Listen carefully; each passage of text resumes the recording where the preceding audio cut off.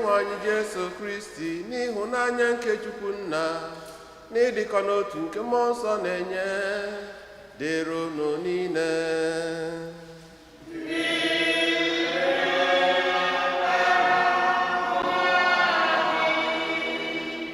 Ụmụnne nna Kristi otu dị Jesu, tata bụ ụka nke ise n'oge Lent.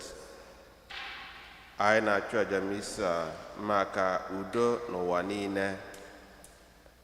Sir Chuks and Priscilla Okolos na-enye Chineke ekene maka ngọzi ya. A na-ayọkwazị maka ezumike mkpụrụ obi Charles Ayon ka anyị nọtazi isi ya tiezie mkpa ndị ọzọ ga anyị bugasị n'uche.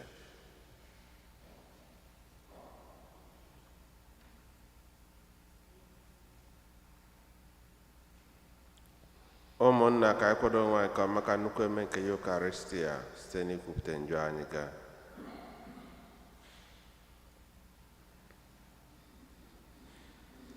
Onye bịara n'ụwa ịzọpụta ndị lụghara elogha, onye nwe anyị mee ebere.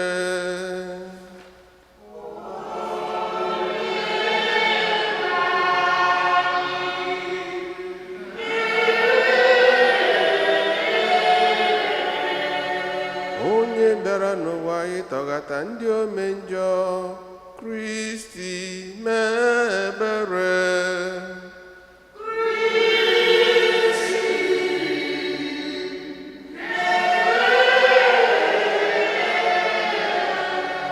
Onye nọ n'aka nri Nna na-arịọtara anyị Chukwu arịrịọ, onye nwe anyị mee ebere.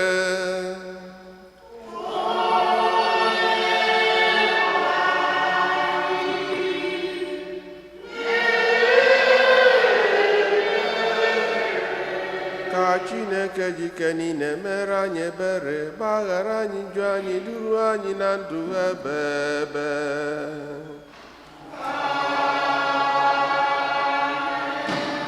Ka anyị rịọ arịrịọ. Dị nwenụ Chineke anyị, nwa gị hụrụ ụwa n'anya nke ukwuu, nke na o were onwe ya nye n'ọnwụ iji gbapụta ụwa. Biko nyere anyị aka ka anyị were ụdị ịhụnanya ahụ na-aga njem anyị n'ụwa. Site na diwenye anyị Jesu Kristi nwa gị, gịnị ya na Mmụọ Nsọ dị ndụ na-achị, Chukwu site n'ụwa ta ụwa niile.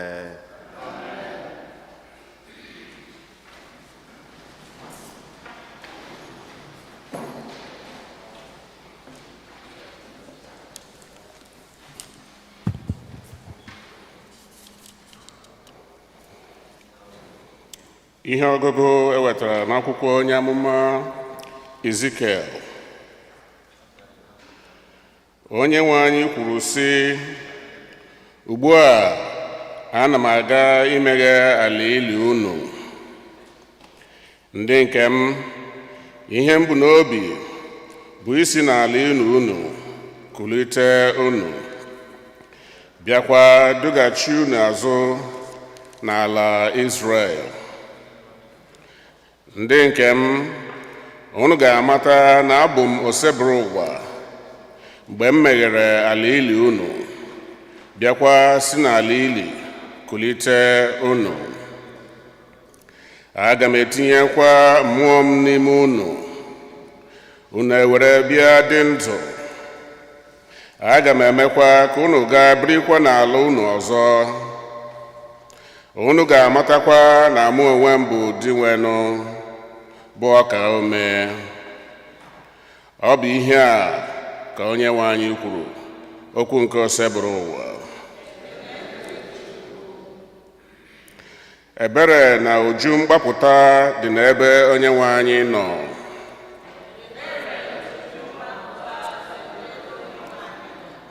Ebere na uju mgbapụta dị n'ebe onye nwe anyị nọ.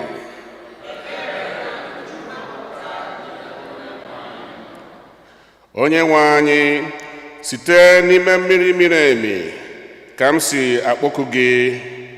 onye nwe anyị nụrụ olu m, biko tọọ ntị n'ala nụrụ olu akwa m ji arịọ gị arịrịọ. Onye kwere na uju mgbapụta dị n'ebe onye nwe anyị nọ. Onye nwe anyị, ọ bụrụ na ịhụwacha mmehie anyị ama, onye nwe anyị, ọ bụ onye ga-afọ? Mana ebe ị nọ ka a na-achọta mgbaghara, n'ihi ya ka anyị ji akpọrọ gị isi ala.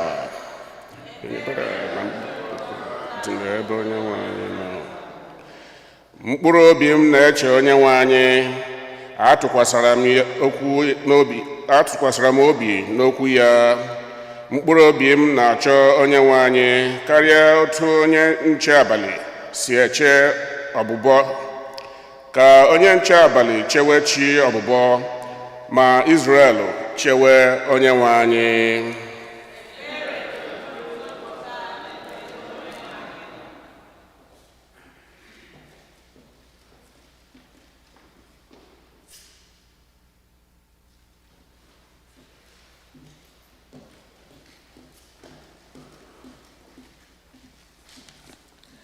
Ihe ọgụgụ ewetara n'akwụkwọ ozi Pọl dị asọ degara ndị Rom. Ndị na-ebi ndụ irubere ọnụ ahụ ha isi apụghị ime ihe Chineke na-achọ. Ma otu ọ dị, unu onwe unu anaghịzi adị ndụ ka anụ ahụ siri chọọ, kama unu na-adị ndụ dịka mmụọ nsọ siri chọọ. Ma ọ bụrụ na mmụọ nsọ nke Chineke ebiri n'ime unu n'eziokwu, n'ihi na onye ọbụla na-enweghị mmụọ nsọ nke Kristi abụghị onye nke ya. Ma ọ bụrụ na Kristi bi n'ime unu, ọ bụ ezie na ahụ unu nwụrụ anwụ n'ihi mmehie, ma mmụọ nsọ ga-enye unu ndụ, n'ihi na Chineke agụnyela unu na ndị ezigbo omume.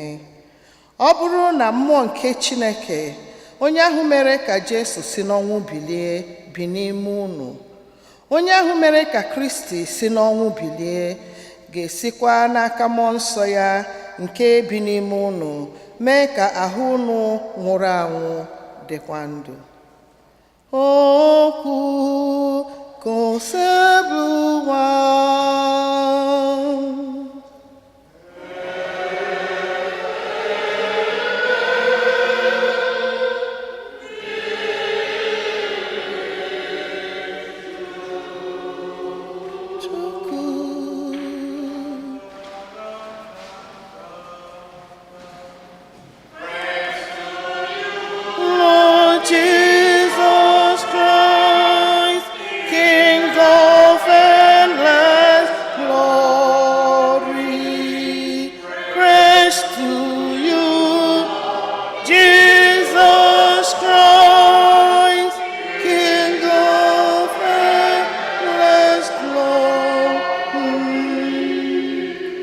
Onyenwe anyị kwuru sị, abụ m mbilite n'ọnwụ na ndụ, onye ọbụla kwere na m agaghị anwụ anwụ.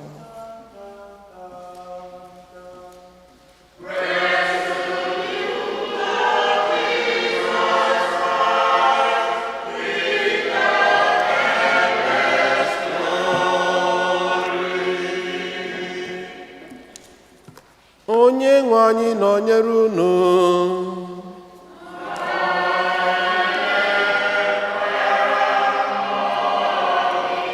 Ihe ọgụgụ nke ya si n'ozi ọma dasọ nke Jọn dere.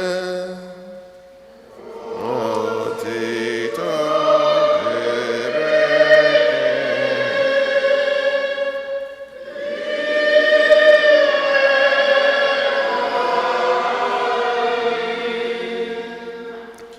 n'oge ahụ otu nwoke a na-akpọ Lazarọs dara n'ọrịa. Nwoke a bi na Betani nke dị n'obodo Mary na nwanne ya bụ Mata. Mary nke a bụ nke ahụ tere ụkwụ Onyenwe anyị mmanụ, werekwa agịrị isi ya hichaa ụkwụ ya. Ma nwanne ya Lazarọs dara n'ọrịa. Ụmụnne nwanyị abụọ ndị a zigara Jesu ozi sị ya, "Onye nwe anyị, enyi gị nwoke na-arịa ọrịa." Ma mgbe Jesu nụrụ ya, ọ sịrị, "Ọrịa nke a abụghị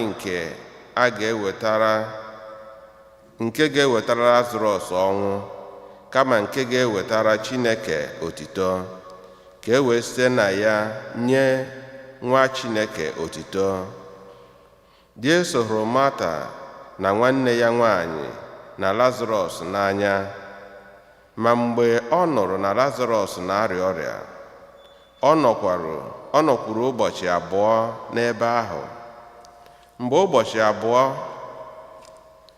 ụbọchị abụọ ahụ gasịrị, ọ sịrị ndị ụmụazụ ya, "Ka anyị jee nụ Judia ọzọ."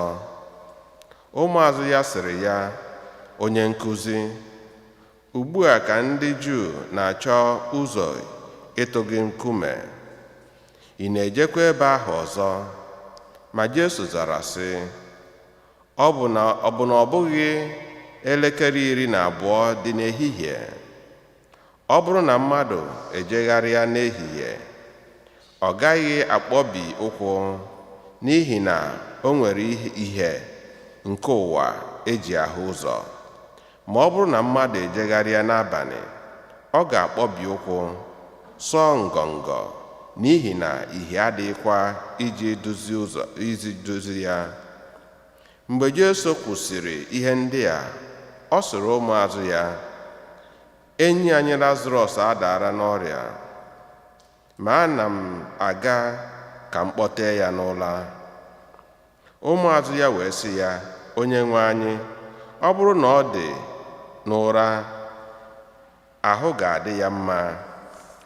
Mgbe Jesu na-ekwu banyere ọnwụ Lazarọs, ụmụazụ ya chere na ọ na-ekwu banyere ịda n'ụra nke efu.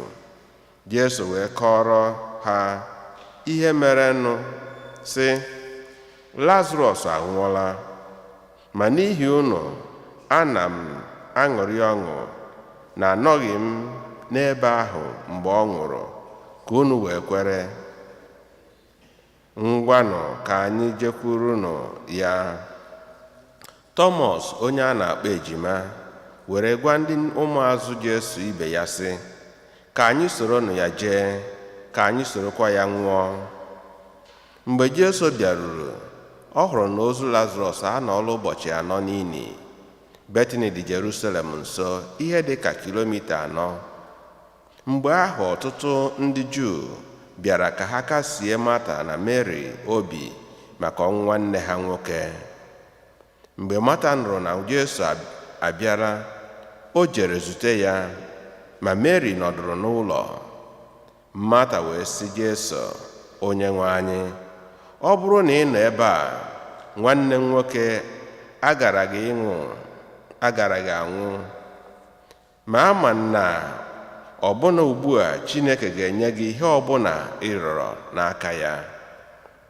Jesu wee sị ya, "Nwanne gị nwoke ga-esi n'ọnwụ binie." Mata wee sị ya, "Ama na ọ ga-esi n'ọnwụ binie na mbilite n'ọnwụ n'ụbọchị ikpeazụ." Jesu wee sị ya, "Mụ onwe m bụ mbilite n'ọnwụ na ndụ. Onye ọbụla kwere na m, a sịkwarị na ọ nwụrụ anwụ, ọ ga-adị ndụ ọzọ. Ọzọkwa, onye ọbụla dị ndụ bịakwa kwere na m, ọ gaghị anwụ ma ọlị, ruo mgbe ebighị ebi. Ikwere nke a?" O wee sị Jesu, "Ee, Onye nwe anyị, ekwere na ị bụ Kristi ahụ, bụrụkwa nwa Chineke, onye ahụ ga-abịa n'ụwa." Mgbe Mata kwusịrị nke a, o jere kpọọ nwanne ya nwanyị bụ Mary na nzuzo sị ya, "Onye nkuzi nọ n'ebe a, ọ na-akpọkwa gị." Mgbe Mary nụrụ ya, o binie ọsọ ọsọ jekwuru Jesu. Ma Jesu abịarubeghị n'ime obodo nta ahụ, kama ọ ka nọ ebe Mata zutere ya.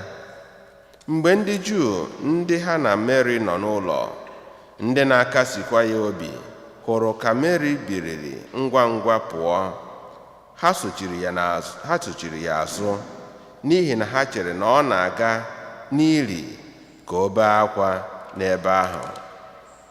Mgbe Meri bịaruru n'ebe Jesu nọ wee hụ ya, ọ dara n'ala n'ụkwụ Jesu na-asị ya, "Onyenwe anyị, ọ bụrụ na ị nọ ebe a, nwanne m nwoke agaraghị anwụ." Mgbe Jesu hụrụ Meri ka ọ na-akwa akwa, mgbe ọ hụkwara ndị Juu ndị so ya bịa ka ha na-akwa akwa, ọ sụrụ ude n'ime mmụọ ya. O metụkwara ya n'obi nke ukwuu. O wee jụọ ha sị, "Olee ebe unu liri ya?" Ha wee sị ya, "Onyenwe anyị, bịa ka ị hụ." Jesu wee kwaa akwa. Ndị Juu kwuru sị, "Lee otu o si hụ ya n'anya." Ụfọdụ n'ime ha na-ekwukwa sị, "Onye a meghere anya onye ahụ kpuru ìsì, ọ pụghị ime ka nwoke ahụ ghara ịnwụ anwụ." Jesu sụrụ ude n'ime onwe ya ọzọ wee bịaruo n'ini ahụ. Ma ini ahụ bụ ọgba nke eji nkume kpuchie ọnụ ya. Jesu wee sị, "Bupụnụ nkume ahụ." Mata nwanne nwanyị nke nwoke ahụ nwụrụ anwụ wee sị ya, "Onyenwe anyị, ọ na-esi isi ugbu a, n'ihi na ọ nwụrụ kamgbe ụbọchị 4. Jesu wee sị ya, "Agwaghị m gị na ọ bụrụ na ị kwere, ị ga-ahụ ebube Chineke?" Ha wee bupụ nkume ahụ. Jesu wee welie anya elu sị, "Nna, ekele m gị na ị nụrụ ọnụ m. Ama na ị na-anụ ọnụ m mgbe niile. Ma n'ihi igwe mmadụ ndị guzo ebe a ka m ji ekwu nke a, ka ha wee kwere na ọ bụ gị onwe gị zitere m." Mgbe o kwusịrị nke a, o jiri oke ọnụ kpọọ oku sị, "Lazarọs, pụta!" Onye ahụ nwụrụ anwụ wee pụta. E jiri akwa ozu kekọta aka ya na ụkwụ ya. E jikwa akwa ozu kee ihu ya. Jesu wee sị ha, "Tọpụnụ ya ka ọ naa." Ọtụtụ ndị Juu bịara ileta Meri, hụrụ ihe a mere, kwere na ya. N'oziọma nke oseburu ụwa.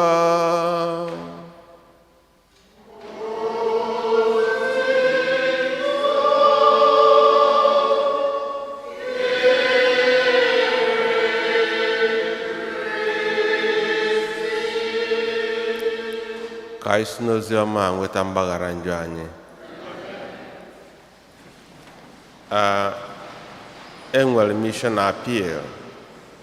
Otu dị Jesu enwere mission appeal and o nwere bido ekwuru a ga-enene, so m ga-anọrọzi ana anyị niile enenezi ya.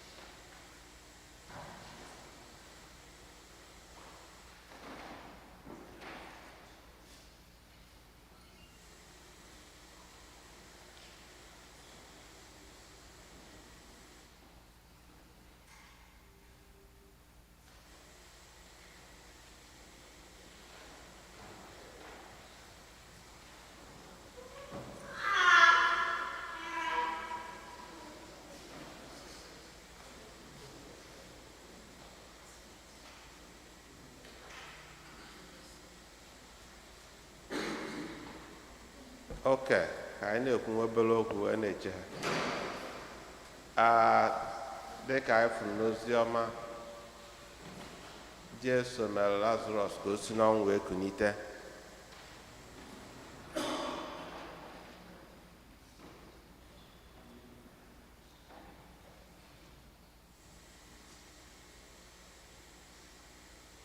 nke na-egosi anyị ike Jesu n'ebe ọnwụ dị, na ọ bụ Chineke nwe okwu ikpeazụ. And site n'ife ọgụ nke mbụ, Ezekiel na-agwa anyị that dry bone shall rise again. Mgbe ụmụ Israel na-enwere ọzọ olileanya dịka ebibiri ha n'agha, fa wee nọrọ n'ala ịgba ohu, ka ya bụ Chineke na-agwa ha na ha ga-adịkwa ndụ ọzọ, bụ ihe mere ka okwukwe ha sie ike n'ihe gbasara mbilite n'ọnwụ.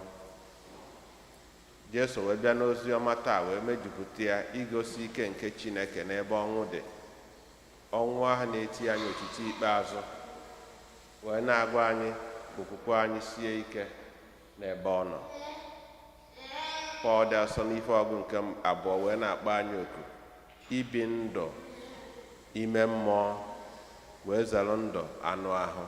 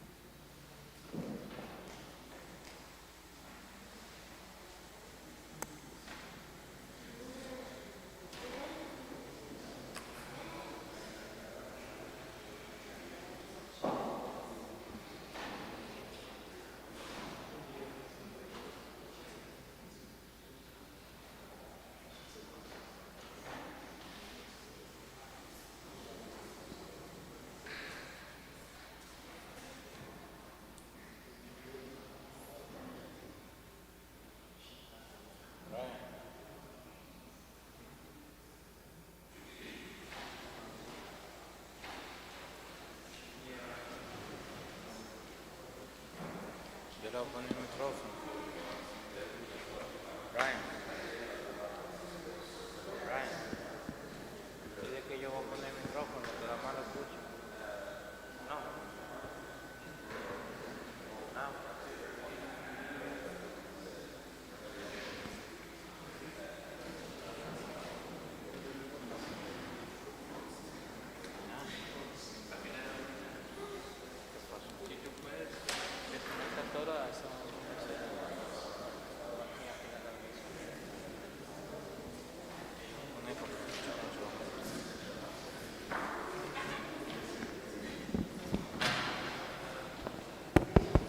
Oto dị Jesu kafa na-agba mbọ to restore the system. Ọ dị nka ga kala mass gawa kama at the end of the mass ha nweta ike ọ bụ na ọ gago through etinyezie ya kama ị nọ na-eche. Okay? So anyị ga-akwụla ọtọ. You're supposed to take the place of the homily. So I summarize gom homily na Jesu na-agwa anyị ike Chineke n'ebe ọnwụ dị, and Paul daso wee na-agwa anyị na ihe ga-eme ka anyị sonye na ya bụ atụmatụ Chineke tụrụ site na nwa ya bụ Jesu Kristi bụ ibi ndụ ime mmụọ nọtụ ndụ gịnị anụ ahụ, ka anyị wee nwee ike dịka Jesu site n'ọnwụ binite, ka anyị onwe anyị sikwa n'ọnwụ wee mee gịnị wee bilite n'ụbọchị ikpeazụ. Nke ọzọ bụ na ekwesịrị inwe hopelessness na ndụ anyị, ekwesịrị inwe hopelessness na ndụ anyị, and Chineke na-eme ihe ya mgbe o ji wee sọ masị ya, maka na mgbe a gwa Jesu na nwanyi ya nwoke nọ n'ọya, ọ bịabaghị ozugbo, mana ọ maka otuto nke Chineke ka o ji abịa. Ọ bụ Jọs ka ọ kpọnita Lazarọs n'ọnwụ n'ọka o wee mee ka ndị mmadụ wee kwere. Ife ọna na-eme na ndụ anyị Chineke maala, and ọmụ ife o ji ahapụ ife ụfọdụ, mana ihe bụ ihe niile abụ ka anyị nwee okwukwe n'ebe ọ nọ, dịka ọ jụrụ Mata ikwela, ọ sị na ya kwela. So ụmụnne nna Chineke, anyị na-ayọ Chukwu na ajamisi a ka o mee ka okwukwe anyị sie ike n'ebe ọ nọ. Asụgodu na ọnọdụ anyị jọrọ njọ, dry bones shall rise again by the power of God through Christ our Lord.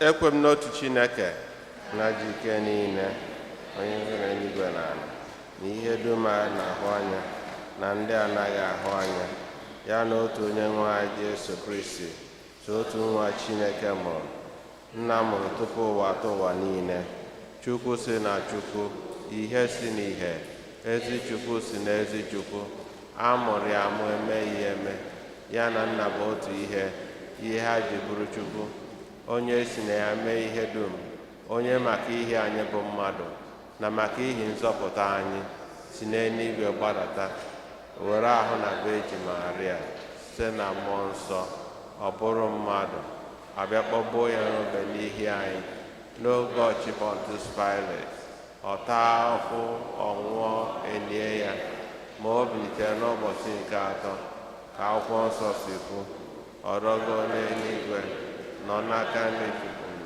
ma ọ ga-abịaghachi ọzọ n'ebe ya ikpe ndị dị ndụ na ndị nwụrụ anwụ ikpe, onye ọchị ya na-enweghị njedebe. Ekwe na mmụọ nsọ, onye nwe anyị na-enye ndụ, onye si na nna na nwa pụta, onye a na-esepụrụ na-ekekọrọ ya na nna na nwa, onye si na ndị amụma kwuo okwu. Ekwe n'otu nsọ Katọlik na apọstọlik, ekwuta m otu baptizim nke mgbaghara njọ, ana m ata mbilite n'ọnwụ anyị. Ekpere nke ndị kwenụ. Ụmụnne nna Kristi, dị ka Jesu lụrụ ọrụ ebube ime ka Lazarọs si n'ọnwụ bilite, wee na-akpọ ka anyị nwee okwesịrị ike n'ebe ọ nọ, ka ya bụ mmụọ nke Chukwu mere ka akpọnite Lazarọs mekwa ka anyị onwe anyị nwee olileanya na o tee ya ka ọ dị njọ na ọ ga-adị mma, ka anyị were okwukwe nwa wee kpọkuo ya maka enyemaka ya na mkpa dị iche iche, ka nke ahụ ka nke mkpụrụ obi. Mmadụ ịnọ etinye ọnụ. ya arịrịọ n'aha anyị niile.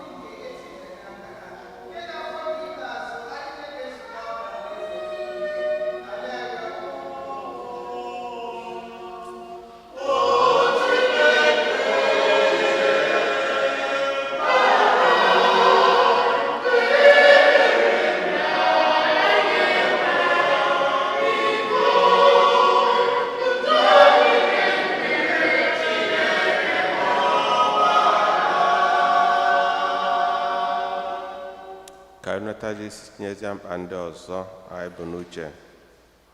Cheta Sachus and Priscilla Okolo na-enye Chineke ekene ya na maka ezumike mkpụrụ obi Charles Ayon nakwa ndị yọrọ maka udo n'ụwa niile.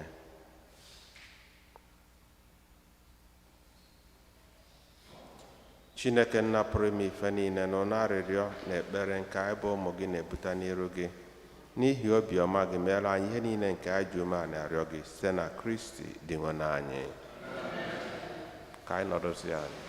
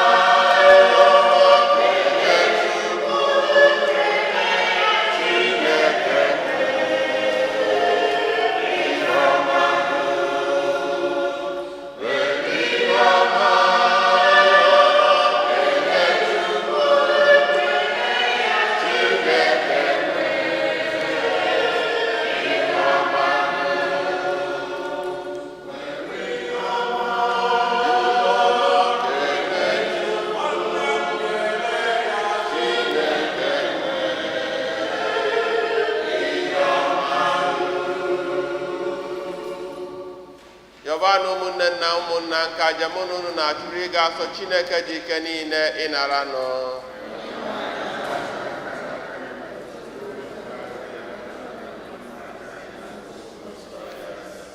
Onye nwe anyị nna dị ike niile, inye n'anya amamihe ndị otu Kristi, biko chee ntị nụrụ ekpere anyị bụ ndị ezinụlọ gị ji akpọku gị. Mee ka àjà nke anyị na-achụnyere gị wetara anyị dị mma n'ihu gị site na Kristi dị nwe anyị. Onye nwe anyị nọnyere unu, welite n'obi enu ka anyị ndị nwe Chukwu anyị ekene. O kwesịrị eze bụrụkwa ihe ziri ezi na-azọ ndụ na anyị ga-enye gị ekene oge niile na ebe niile. O nna dị nsọ, Chineke dị ike niile, onye dị ụwa tụ ụwa site na Kristi dị nwe anyị. N'ihi na ọ bụ gị nwatiri ndị nke gị iwu iji aṅụrị na obi dị ọcha na-were na-akwado n'afọ ọbụla maka emume nke Paska. Ọ bụ site n'itinye obi anyị n'ekpere nakwa ọrụ nke ịhụnanya na site n'isonye ugboro ugboro n'emume niile nke nzukọ ji edo anyị nsọ ka anyị ji ejupụta na grasia nke ụmụ nke Chukwu. N'ihi nke ya anyị na-eso igwe ndị mmụọ niile nke n'igwe na-etebego oge niile n'ukwe n'aha ekwe.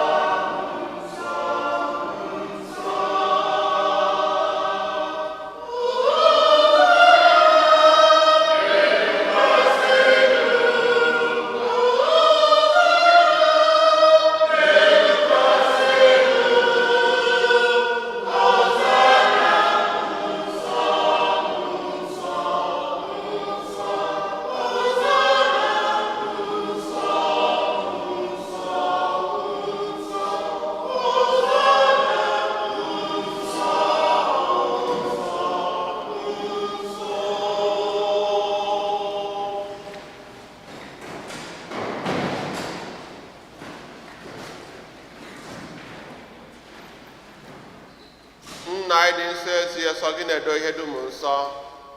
Anyị na-arịọkido onye ndị a nsọ site n'ikwesị ha mmụọ gị ka ha wee ghọrọ anyị ahụ na ọbara nke onye nwe anyị Jesu Kristi, onye bịara tupu edunye ya n'ọnwụ, nke o jiri aka ya wee nara, were achịcha nye gị ekene na otito, nyawa ya nye ya ụmụazụ ya na-asị, nnaranụ nke a rienụ ya unu niile, nke a bụ ahụ m nke a ga-eduru nye maka unu.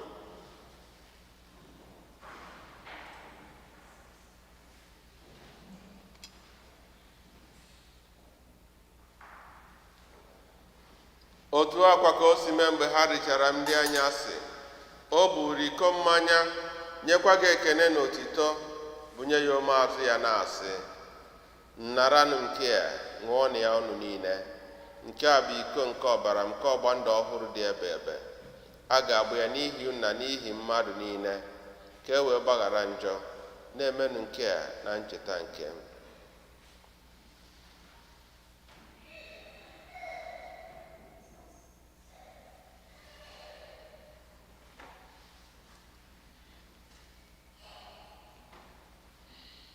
Ka anyị kwupụta n'ife omi nke okwukwe anyị na-eme ugbu a.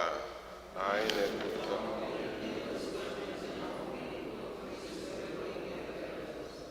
Nna, na ncheta nke ọnwụ na mmalite n'ọnwụ nke nwa gị, anyị ebunye gị achịcha nke ndụ na iko nke nzọpụta. Anyị na-ekene gị n'ihi na ikwere ka anyị dị mma ikwuru n'ihu gị na-efe gị.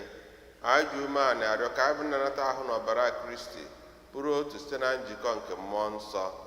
Nna, cheta nzukọ gị gazuru ụwa niile, mee ka ịhụnanya gị jupụta ya. Gọzie popu anyị bụ Paulinus, gọzie popu anyị bụ Leo, na bishọp anyị bụ Robert, na ndị ofu ọta gị niile. Chetakwa ụmụnne anyị ndị ji okwe gaa na ezumike nke ọnwụ. Kpọbata ha na ndị ọzọ niile nwụrụ anwụ n'ihe nke ebe gị. Biko mere anyị niile ebere ka anyị soro eji Maria dị ngọzi, nne nke Chukwu, na ndị apọstụl na ndị nsọ gị niile, Fortunata dị nsọ, ndị mere uche gị n'ụwa, wee keta ndụ ebe ebe. Ka anyị sorokwa ha na-eto gị na-edo gị ebube site na Jesu Kristi nwa gị. Ihe niile kere eke na-esonye ọ bụ Kristi, na-esikwa n'ime ya na n'aka ya, n'ịdịkọ n'otu nke mmụọ nsọ, na-enye gị bụ Chukwu Nna ji ike niile, nsọpụrụ na otito niile, site n'ụwa tụwa niile.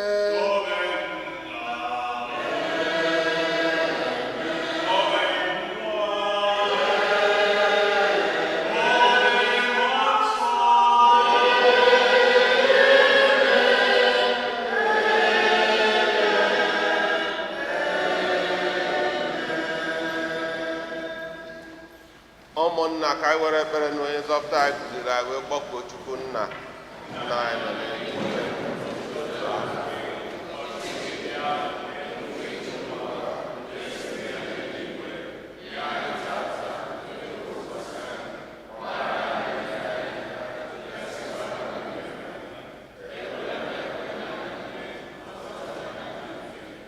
Zọpụta anyị na-arịọ gị, o Sebụa, na-ajụ ihe niile. Were ebere nye udo n'oge nke anyị site n'inye aka ebere gị, ka a zọpụta anyị na njọ oge niile, anyị wee gbanahụ nsogbu niile. Were nchekwa dị nsọ na-atụ ya maka mbịaghachi nke nzọpụta anyị Jesu Kristi. Onye nwe anyị Jesu Kristi, onye gwara ndị apọstụl gị, udo ka m na-ahapụrụ unu, udo nke m ka m na-enye unu. Enekwana anyị na njọ anyị, kama nekwasị anyị n'okwukwe nke nzukọ gị. Nye ya udo na-edikọ n'otu mgbe niile ka uche gị siri chọọ, gị bee dị ndụ na-achị ebe ebe ebe ebe. Udo nke Osebụwa dịrị unu mgbe niile. Nyerịta n'onwe unu ekene nke udo.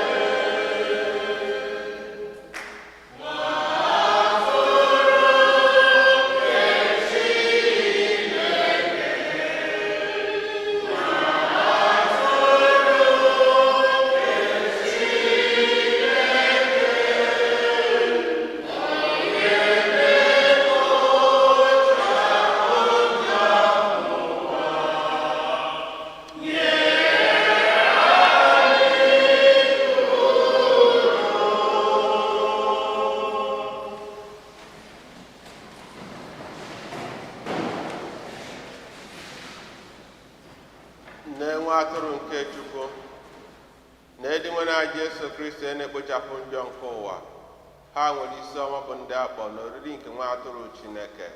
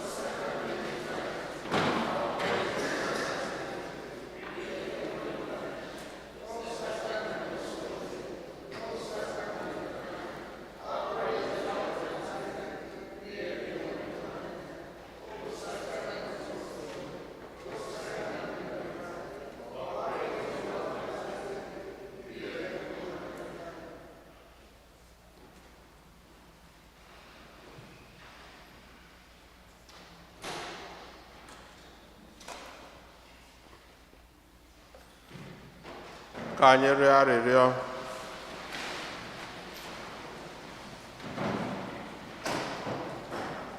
Chineke nna ji ike niile, inyere anyị ahụ n'ọbara nwa gị na oriri nsọ, biko anyị na-arịọ, mekwa ka agụnye anyị n'akụkụ ahụ Kristi ahụ mgbe niile site na Kristi onye nwe anyị. Ka anyị nọdụzie anyị.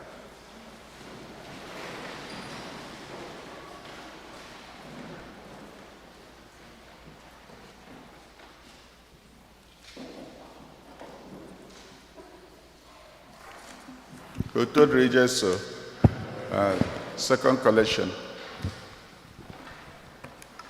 Come and see what the Lord has done for me.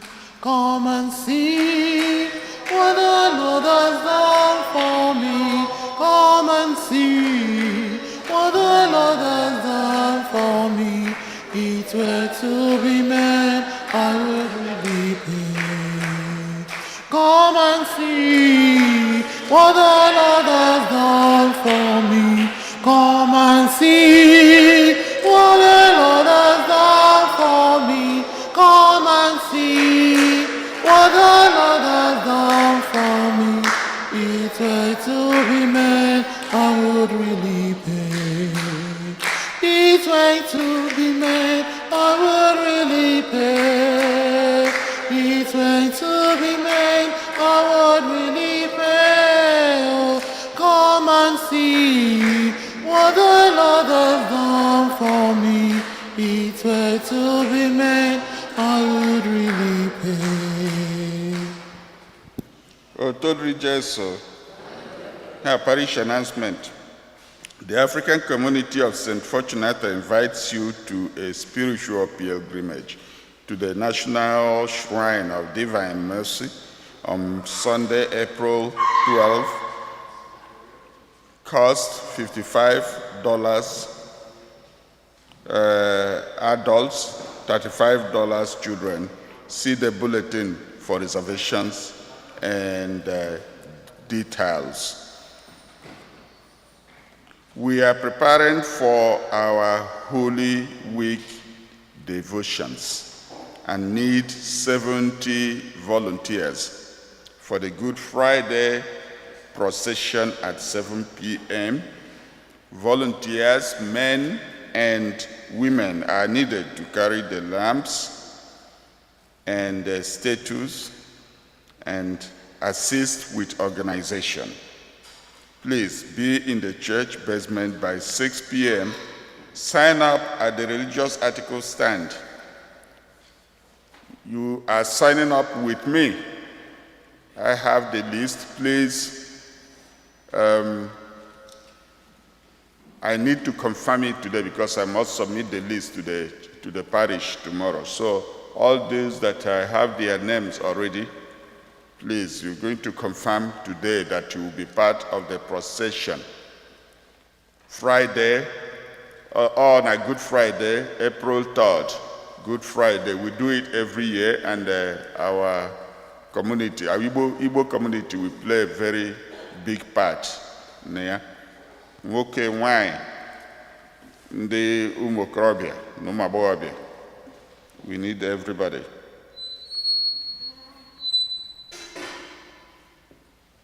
Mass and Stations of the Cross every Friday during the Lenten season after the 8 a.m. and 7 p.m. Masses, bilingual. If you live within the route of the procession and would like your house to be one of the stops, please call the rectory. March 30th is Reconciliation Monday. March 30th is the Reconciliation Monday, and we, along with all the parishes of our diocese, are having confessions from 2 to 4 p.m. and 6 to 9 p.m. The Lord awaits you. Let us take this opportunity to reconcile with God and our neighbor. We would like to inform all lift users that a plant pot has been placed. Please do not move it, as it is intended to prevent the door from opening more than necessary. Thank you for your understanding and cooperation. The schedule for the different Holy Week services is available on the back pew of the church. Please take one. It is also included in the bulletin. Thank you. Holy Week will start from next Sunday, which will be Palm Sunday.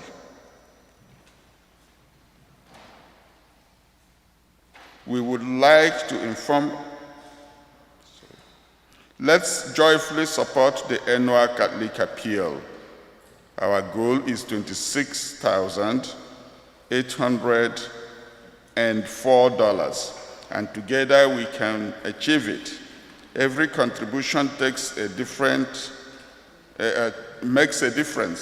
Envelopes are available in the back pews. Take one and be part of this mission. Thank you from the bottom of our hearts for your generosity. Actually, ihe ndị a struggle today was to show us the mission appeal video. They usually do that every year. So, but because of the technical issue, they couldn't show it. So, I will show you next Sunday. Next Sunday, I will show you the video that they wanted to show to us. Usually, it's the usual appeal video that the bishop and others usually show to us at the beginning of this appeal period. Otodri Jesu.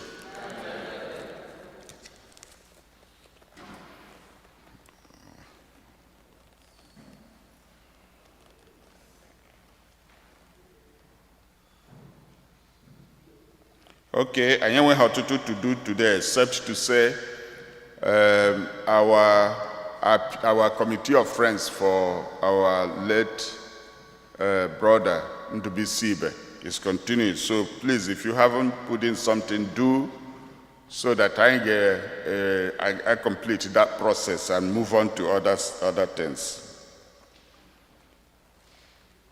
And when they celebrate your birthday this week, okay, get up and come forward.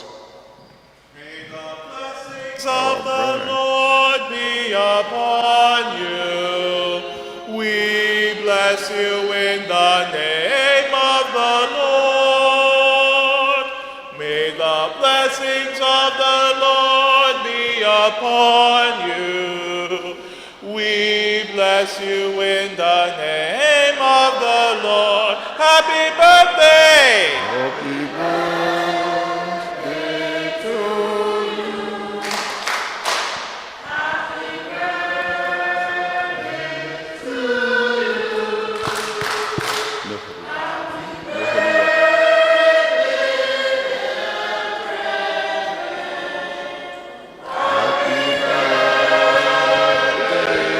to you.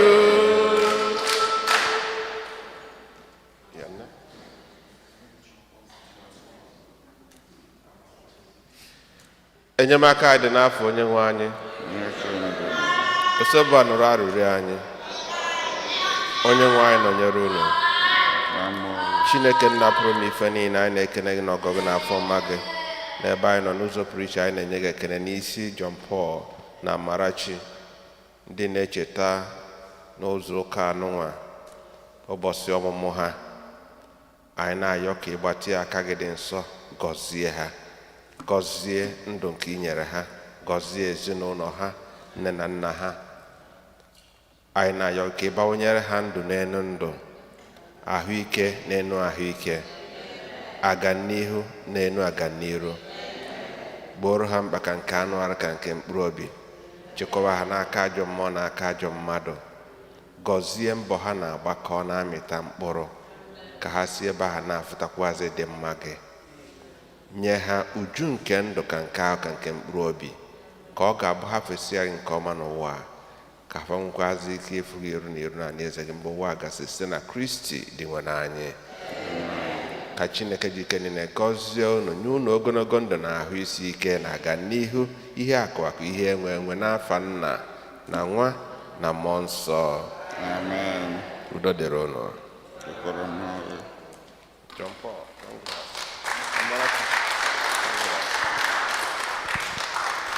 Otodri Jesu. Or any anniversaries this weekend? Any anniversaries? Is anyone worshiping with us for the first time?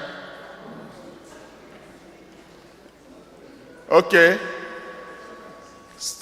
Can you stand up and step forward to introduce yourself to us?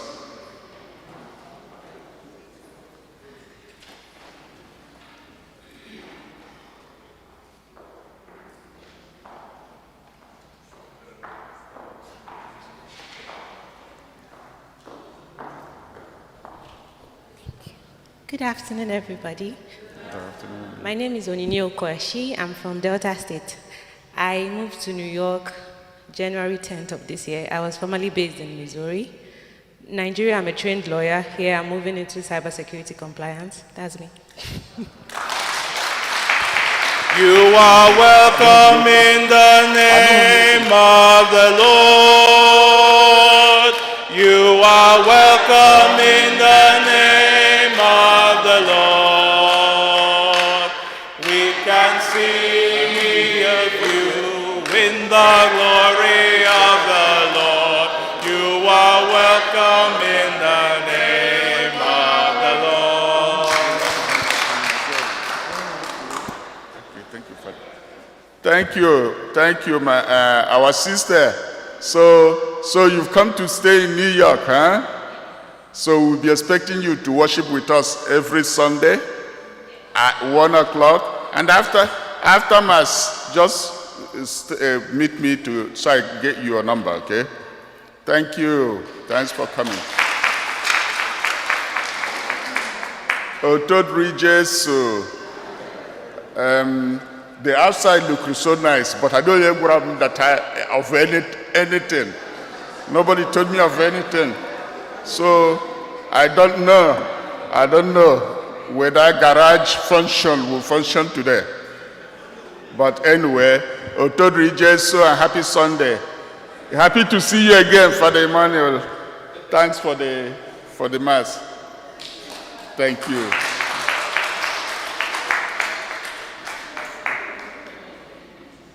Happy New Year.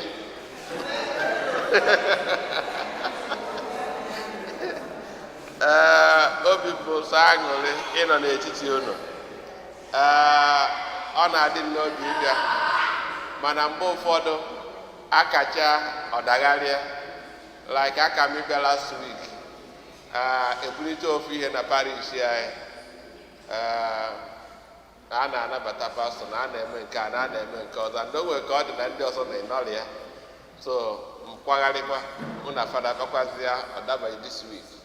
So unu dị n'obi, ọ na-agụ m agụ ị na-abịa, mana ịmụ na a na-anọ responsibilities abịa na-adachi ụmụ ife ụfọdụ nọ ya bata. So biko ana m ekene unu, apụ m ụsọ aṅụrị nọ n'etiti unu, na-asị na ọ ga-adịrị anyị niile mma n'aha Jizọs. Unu kwa ozugbo ọtọ, anyị agbasa.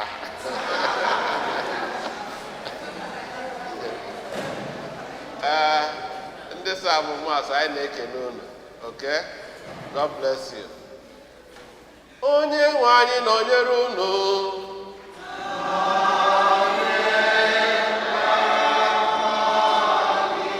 Ka Chukwu dị ike niile gọzie unu, Nna na Nwa na Mmụọ Nsọ.